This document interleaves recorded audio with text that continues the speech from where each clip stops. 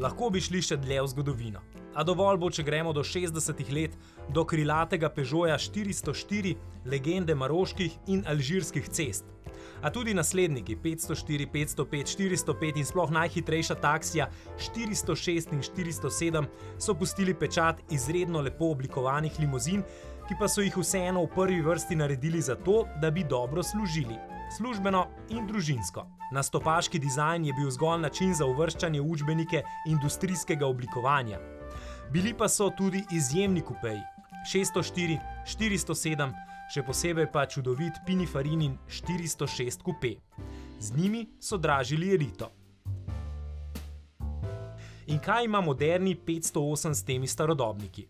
No, dejstvo, da ima veliko več skupnega z veličastnimi kupeji, kot pa hitrimi prostorneži. Atraktivni 508 je namreč karakterno izjemno izrazit avto, tipični kupe. Vrata so brez okvirjev, sedi se izredno nizko in v kombinaciji z majhnim volanskim obročem že kar nekako športno ležeče, kot v kaki formuli. Pri tem so ključnega pomena tudi visoko nameščeni merilniki, čustva pa dokončno podležejo pogledu na seksi stikala na sredinski konzoli. Nikaj, dizajnersko gledano je 508 mojstrovina. Oziroma bolje rečeno umetnina od zunaj in od znotraj.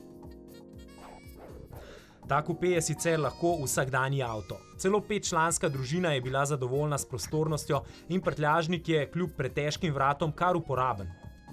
A občutki so vendarle aristokratski. Racionalnost je tu povsem neupoštevanja vredna in roko na srce, impozanten prihod je v resnici tako močan plus, da pravzaprav zakrije dejstvo, da je tehnika sicer več kot solidna, a ob pogledu na konkurenco zgolj povprečna.